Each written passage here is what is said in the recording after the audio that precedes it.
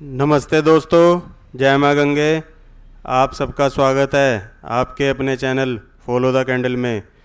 दोस्तों, अगर आप मेरे चैनल पर पहली बार आए हैं तो प्लीज़ मेरे चैनल को सब्सक्राइब करें और लाइक करें, कमेंट करें और वीडियो को ज़्यादा से ज़्यादा लोगों तक शेयर करें और बेल आइकन को भी प्रेस करना मत भूलना, ताकि सबसे पहले जैसे ही मेरी कोई वीडियो यूट्यूब पर अपलोड हो आपको नोटिफिकेशन आपको सबसे पहले मिल जाए।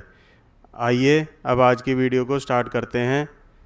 तो आज मंथली एक्सपायरी थी सितंबर मंथ की। आज 29 सितंबर 2022 का दिन है और बाज़ार आज 40 पॉइंट के नुकसान के साथ बंद हुआ। आप इस जगह पर नोट करना जो मैं लेवल बोलूँगा। निफ्टी आज ओपन हुई 16,993 पर, लगभग वहीं से ही छोटा सा हाई लगाया 17,026 का, लो लगाया 17,788 का और क्लोजिंग हो गई निफ्टी की 16,818 पर। आज भी निफ्टी ने 16,800 का जो लेवल है, जो अहम सपोर्ट है हमारा, ये वाला एरिया, इसे बचाकर बंद हो गई है। आज भी इसने 16,800 के एरिया को नहीं काटा है। तो अगर आपके पास कोई शॉर्ट पोजीशन वगैरह थी तो फ़िलहाल इस एरिया के पास आपको कवर करनी चाहिए थी। हमने तो अपनी जो शॉर्ट पोजीशनें वगैरह बनाई थी, क्योंकि 2 दिन से इस एरिया को निफ्टी ने नहीं काटा है। कल आरबीआई की पॉलिसी भी है, बड़ा इवेंट है, तो इसलिए हमने अपनी जो शॉर्ट पोजीशनें बना रखी थी फ्यूचर में और निफ्टी वगैरह में, उसे एक बार कट कर लिया है, प्रॉफिट बुक कर लिया है। अब हम कल पॉलिसी देखने के बाद ही डिसाइड करेंगे कि क्या होता है। तो थोड़ी देर कल वेट ऑन वॉच करना है। कल सुबह अगर आप 9:30 वाली जो आप स्ट्रेटजी करते हैं उसे भी अवॉइड कर सकते हैं, लेकिन जो रोज़ करना चाहते हैं, क्योंकि पॉलिसी 11 बजे आएगी, तो 10 साढ़े 10 बजे तक जो भी आपको प्रॉफिट मिले आप बुक करके निकल जाना। मेरी राय वैसे शांति से एक बार, अगर कोई पोजीशन आपके पास निफ्टी में नहीं है तो शांति से एक बार पॉलिसी को हो जाने दें, उसके बाद ही ट्रेड में एंट्री करें। और अब आइए आज का मैं दिखा देता हूँ ट्रेड कैसा रहा। ये आपके सामने अब आ गए हैं निफ्टी के 5 मिनट के चार्ट। तो इसमें ये देखिए, मैंने पहली कैंडल के ऊपर और नीचे लाइन ड्रॉ कर दी है। आज निफ्टी गैप अप हुआ था, लगभग 140-50 अंकों के साथ गैप अप हुआ था और उसके बाद बाज़ार ने सेकंड कैंडल वहीं बनाई, थर्ड कैंडल ने नीचे की तरफ ब्रेकडाउन दिया। तो आज आपको निफ्टी में 16,900 की या 17,000 की इन द मनी पुट को ख़रीदना था और लगभग 50 से 60 पॉइंट का अगर आपने स्टॉप लॉस लगाया होगा तो वो स्टॉप लॉस मैं मानता हूँ नहीं लगा। और 10:30 बजे तक का अगर पोजीशन अगर कोई कैरी करके गया है तो उसको 30 से 40 पॉइंट, अगर आपने स्टॉप लॉस रखा है तो 30 से 40 पॉइंट का ही आपको टारगेट भी मिल गया होगा। और अगर आप ट्रेल करके चलते तो देखिए आपको 16,793 तक भी, जो हमारा सपोर्ट एरिया था, वहाँ तक भी बाज़ार पूरे दिन भर में आया। लगभग 1 बजे के आसपास आया, फिर थोड़ा जंप लिया, फिर 3 बजे यहाँ आया और थोड़ा सा जंप आकर लास्ट में 16,800 के ऊपर ही निफ्टी बंद होने में कामयाब रहा। जब भी आप ट्रेड करते हैं 5 मिनट वाली स्ट्रेटजी में, तो आपके पास 10:30 बजे तक, तो जो मैं से जैसा कि मैं बोलता ही हूँ कि 10:30 बजे तक आपको ट्रेड करना है, 9:15 से 10:30 बजे तक ही ट्रेड करना है 5 मिनट वाली निफ्टी की स्ट्रेटजी में। लेकिन अगर आप ट्रेल करते हैं तो लास्ट स्विंग हाई का आप स्टॉप लॉस रख के भी ट्रेड में बने रह सकते हैं। जैसे कि यहाँ देखिए, हर बार जो निफ्टी था लोअर लो बनाते हुए जा रहा था, तो आप इसमें ऐसा अगर इस रोल को फॉलो करते हैं तो आप इसमें बने रह सकते थे। देखिए यहाँ से यहाँ गया, फिर नया हाई नहीं बनाया, फिर लोअर लो बनाया, फिर लोअर हाई बनाया, लोअर लो बनाया, लोअर हाई बनाया, पूरे दिन बाज़ार ऐसे ही करता रहा। तो इस तरीके से आप ट्रेल करके लेके जा सकते थे। और आप क्योंकि एक बार प्रॉफिट में आ गए थे लगभग 10:30 बजे के आसपास, तो अपनी जो स्टॉप लॉस है उसे भी आप कोस्ट पे रख के ट्रेल कर सकते हैं कि अगर चला भी गया तो मेरा कुछ नहीं जाएगा, ट्रेड भी हो गया। और जो स्टॉप लॉस अगर हो जाता है तो जो 50 पॉइंट आपने या 60 पॉइंट कमाए होते वही आपके चले जाते। लेकिन आज के केस में वो नहीं गए, क्योंकि बाज़ार ने हमेशा लोअर लो और लोअर हाई का मेंटेन रखा प्रोसेस, और कभी भी आपके स्टॉप लॉस नहीं लगते। तो मैं 1 मिनट आपको ये लाइन डिलीट कर देता हूँ। आइए अब एक बार से फिर डेली चार्ट पे लिए चलता हूँ। तो निफ्टी में अभी जो रुझान है तो मेरा सैलून राइज पर ही। अगर कल निफ्टी दोबारा से अगर आपको 17,200 243 इस एरिया में 17,250 से 17,200 के एरिया में आपको दिखाई देता है, तब आप निफ्टी को एक बार तो शॉर्ट करना। एक प्राइस एक्शन देख लेना कि पहले एक रेड कैंडल बने रेजिस्टेंस के पास पास जाकर, और उसके बाद अगर फिर से रेड कैंडल बने तभी आपको शॉर्ट करना है। ऐसा नहीं है कि ग्रीन कैंडल 17,243 या 17,250 के पास ग्रीन कैंडल पहुंची है तो आप शॉर्ट कर दें। उस सूरत में हो सकता है कि वो ऊपर की तरफ भी काटते हुए निकल जाए। तो इसलिए अगर इस एरिया के पास कोई रेड कैंडल बने 15 मिनट में, फिर उसके बाद एक रेड कैंडल बने 15 मिनट में, तभी आपको शॉर्ट करना है और 17,300 का स्टॉप लॉस लेकर शॉर्ट में बैठे रहना है। फिर से आपको टारगेट 17,800 16,800 के देखने के लिए मिल जाएंगे। और अगर कल आरबीआई की पॉलिसी के बाद 16,800 का लेवल ब्रीच होता है, और क्योंकि कल शुक्रवार का दिन है, मंथली भी एक्सपायर होगा, वीकली भी मंथली भी एंड होगा, मंथ एंड भी होगा, वीक का भी एंड होगा, और डे का एंड तो रोज़ ही होता है तो डे का भी एंड होगा। तो अगर कल बाज़ार 16,800 के नीचे आधा घंटा दिखाई देता है तब आप शॉर्ट करके चल सकते हैं। स्टॉप लॉस रखना 16,850 के ऊपर आप स्टॉप लॉस रख के इसमें शॉर्ट बैठ सकते हैं। पहले टारगेट आपको 16,400 और फाइनल टारगेट 16,200 के आने वाले हफ्ते में देखने के लिए मिल जाएंगे। तो कल का दिन थोड़ा अहम है तो थोड़ा ध्यान रख के काम करना। अब मैं आपको एक बार बैंक निफ्टी के भी चार्ट दिखा देता हूँ कि बैंक निफ्टी पर हमारा क्या व्यू बन रहा है। ये अब आपके सामने बैंक निफ्टी के चार्ट आ गए हैं। बैंक निफ्टी भी हमारे कल सपोर्ट एरिया के पास ही बंद हुई थी। इसने भी जो ये एरिया है लगभग 37,585 के आसपास का जो एरिया है, इसने नहीं ब्रीच किया है, कल भी नहीं किया, आज भी नहीं किया। तो यहाँ से या तो बाउंस आ सकता है बाज़ार में और या फर्दर भी गिर सकता है, लेकिन इतने दिन अब गिरते हुए हो गए हैं तो थोड़ा सा बाउंस आए तब उसके बाद ही सेल किया जाए तो ज़्यादा अच्छा रहेगा।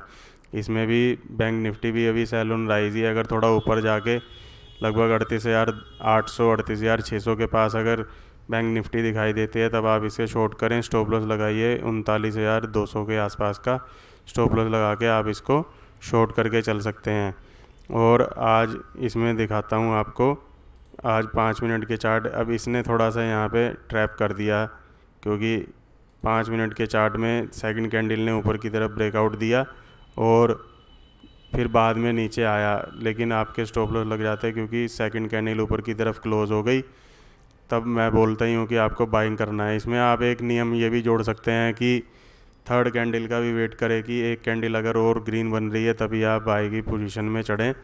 एटलीस्ट देख लें कि उसके हाई के ऊपर थोड़ा सा चला गया हो कैंडल, तब आप बाय करें। उसके बाद अगर दोबारा नीचे गिरता है तो स्टॉप लॉस तो लग ही जाना था, जैसा कि आज के केस में मैं समझता हूँ कि स्टॉप लॉस आपका लग गया होगा। तो आप ये भी कर सकते हैं कि एक निफ्टी में पोजीशन बना लें, एक बैंक निफ्टी में 2 ही पोजीशन बनेंगी आपकी। निफ्टी के भी चार्ट देख के निफ्टी में पोजीशन बना ले, बैंक निफ्टी में भी। अगर मान लो आज आपने ऐसा किया हो तो एक जगह आपका स्टॉप लॉस हिट हो गया और एक जगह आपको प्रॉफिट हो गया तो बराबर हो गया, तो उसमें आपको कोई दिक्कत नहीं होती। लेकिन अगर आप सिर्फ बैंक निफ्टी के भरोसे काम करते तो उसमें आपके ज़रूर स्टॉप लॉस लग गए होंगे क्योंकि सेकंड कैंडल ऊपर चली गई थी। आगे से ध्यान रखना कि थर्ड कैंडल का भी आप वेट कर लो कि थर्ड कैंडल भी अगर सेकंड कैंडल के हाई के ऊपर जा रही है, या मतलब जो जिस कैंडल ने ब्रेकआउट किया है उसके हाई को एटलीस्ट ज़रूर कट कर रही हो, तब ही आप उस पर कॉल की पोजीशन में चढ़ें। लगभग 3 से 5 मिनट की जैसे कैंडल होती है तो 3 से 4 मिनट की कैंडल एटलीस्ट बन गई हो, और अगर वो ग्रीन बन रही है तब आप उसमें बेधड़क चढ़ सकते हैं। और वही 60 से 70 पॉइंट का स्टॉप लॉस तो आपको मेंटेन करना ही होता है। तो इस तरीके से आगे से आप ध्यान रखना। लेकिन अगर आज इसी मामले में चलें कि आप सेकंड कैंडल में ब्रेकआउट होते ही चढ़ जाते हैं तो आपके स्टॉप लॉस अवश्य लगे होंगे। और अब देख लेते हैं कि बैंक निफ्टी में आगे का व्यू क्या लग रहा है। बैंक निफ्टी में भी आसपास बहुत सारे सपोर्ट हैं, जैसे वहाँ 16,800 का है निफ्टी में। तो बैंक निफ्टी में भी यह है कि 37,249 से लेकर 37,950 इस एरिया में थोड़ा सपोर्ट का एरिया है। तो 1-2 दिन थोड़ा बैंक निफ्टी को आप अवॉइड भी कर सकते हैं। निफ्टी में आप ट्रेड करें, वहाँ थोड़ा ट्रेंडी मूव मिल रहा है। 37,249 के नीचे अगर बाज़ार गिरता है कल और वीकली क्लोजिंग आती है तब आप इसमें फ़र्दर शॉर्ट की प्लानिंग करेंगे। लेकिन अब काफ़ी दिन हो गए हैं गिरते हुए, तो एक बाउंस तो एक्सपेक्टेड है मार्केट में कि एक बाउंस आना चाहिए, उसके बाद अगर ऐसे बाज़ार जाके फिर दोबारा से फर्दर नीचे गिरेगा तब शायद थोड़ा अच्छा लगेगा। जैसे कि मैं यहाँ आपको ब्रश से दिखाता हूँ कि मतलब थोड़ा सा बाउंस यहाँ तक आए और फिर बाज़ार फर्दर ऐसे नीचे गिरे। तो एक प्राइस एक्शन बनाना थोड़ा ज़रूरी होता है बाज़ार को, ऐसा नहीं है कि एक तरफा गिरता ही चला जाएगा, ऐसा बहुत ही कम बार होता है। तो इस बार देखते हैं कि क्या होता है, कि बाउंस आता है या नहीं आता। एक्सपेक्टेड तो है कि बाउंस आना चाहिए।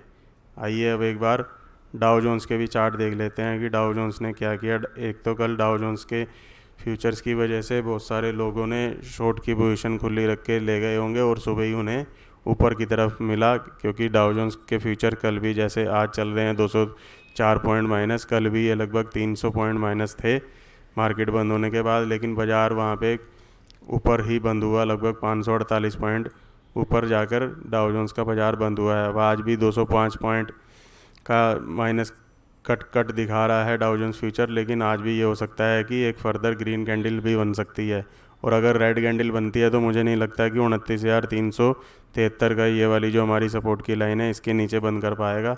इसके इनसाइड ही कैंडल बनेगी, मतलब ये ग्रीन के बाद यहाँ या तो ग्रीन कैंडल बनेगी या रेड बनेगी, लेकिन वो इस लाइन को जल्दी से नहीं कट करेगी। ये लोग भी शायद हमें फॉलो करेंगे कि कल पॉलिसी हो जाए हमारी, तब उसके बाद ये फर्दर नीचे की तरफ या ऊपर की तरफ एक रिट्रेसमेंट यहाँ भी आने की संभावना है।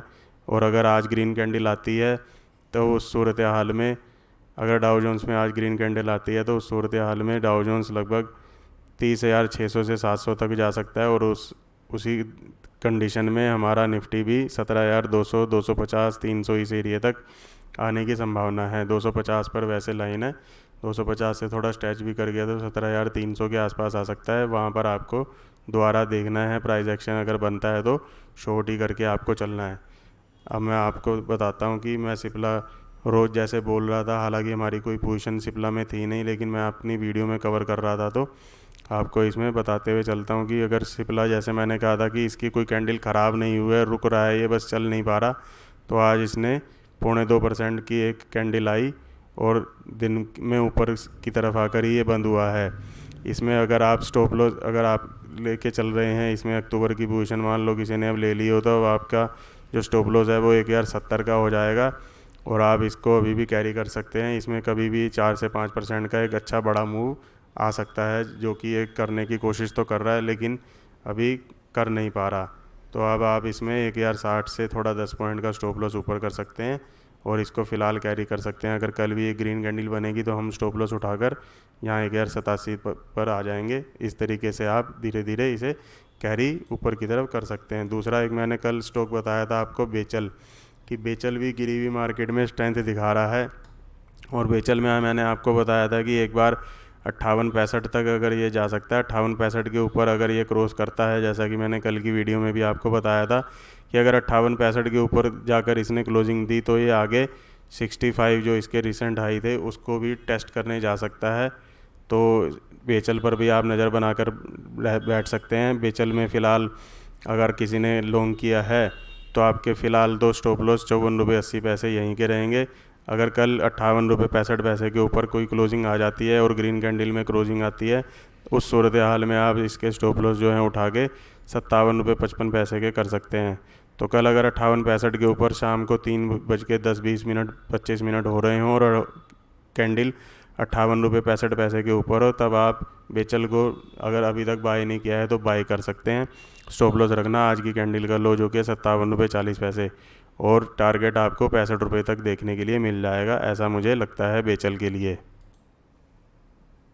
कुछ दिन पहले मैं ग्रैन्यूल्स के चार्ट को भी कवर कर रहा था, तो ग्रैन्यूल्स में फ़िलहाल हमारी कोई पोजीशन तो नहीं है, लेकिन जिस हिसाब से बार बार नीचे के स्तरों से रिजेक्शन देकर ऊपर आता है, तो इसमें भी आप ध्यान रख के चल सकते हैं कि कल अगर ये 327 रुपये 40 पैसे के ऊपर आधा घंटा टिकता है तब आप पोजीशन इसमें बनाएं लॉन्ग की, और स्टॉप लॉस रखें आज के लो का जो कि है 319 रुपये 25 पैसे। तो 318 रुपये के स्टॉप लॉस से आप बाय करना, लेकिन बाय आपको तब करना है जब 327 रुपये 40 पैसे के ऊपर लगभग आधा घंटा टिक जाए। और ये इसमें एक ये भी हाई है 331 रुपये का, तो 331 रुपये के ऊपर अगर आपको 15 मिनट की एक कैंडल दिखाई देती है तब तो आप ज़रूरी इसमें प्लस करके चढ़ जाना। और लॉन्ग पोजीशन बनाना और स्टॉप लॉस रखना 319 का। मुझे लगता है कि इसमें टारगेट जो आपको हम देखने के लिए मिलेंगे 354 और 362, इतने टारगेट आपको देखने के लिए मिल जाएंगे ग्रैन्यूल्स में। तो ग्रैन्यूल्स में भी आप लॉन्ग करके चल सकते हैं, क्योंकि फार्मा में थोड़ी स्ट्रेंथ नज़र आ रही है, क्योंकि जब मार्केट गिरता है तो ये डिफेंसिव का काम करते हैं। एक सन फार्मा भी कुछ ऐसा ही बन रहा है, नहीं इसने आज कैंडल नीचे ही दबा के बंद करी है। तो सन फार्मा भी ऊपर उठने की कोशिश तो कर रहा है, लेकिन एक कैंडल इसमें अब कल की देखते हैं, कल फ्राइडे भी है। तो कल अगर ये 932, 34, 35 इस एरिया में बंद होता है, मतलब 930 रुपये 70 पैसे के ऊपर क्लोज होता है, तो सन फार्मा को भी आप लॉन्ग करके चल सकते हैं। इसमें भी आज के लो का लगभग स्टॉप लॉस रखना है आपको, और टारगेट लगभग पहला तो ये टारगेट है 955, और फिर 970-80 के टारगेट आपको देखने के लिए सन फार्मा में मिल जाएंगे। और दोस्तों ये जो भी मैं आपके साथ व्यू शेयर करता हूँ, ये मेरे पर्सनल व्यू हैं। आपके व्यू मेरे से डिफरेंस हो सकते हैं, आपकी राय मेरे से अलग हो सकती है। तो कृपया कोई भी बाय या सेल का एक्शन लेने से पहले अपने ब्रोकर से, अपने फाइनेंशियल एडवाइज़र से सलाह लेकर तभी इसमें एक्शन ले। किसी भी तरीके के प्रॉफिट या लॉस की जिम्मेवारी मेरी नहीं होगी। और अगर आप भी मेरे साथ जुड़कर, जैसे मैं अपने क्लाइंट्स को कॉल लेता हूँ, अगर आप भी मेरे साथ जुड़कर अकाउंट खुलवाना चाहते हैं तो वीडियो के नीचे दिए गए नंबर पर आप मुझे कॉल या व्हाट्सएप करके कांटेक्ट कर सकते हैं।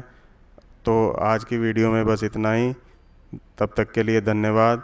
जय हिंद, जय गंगा मैया की।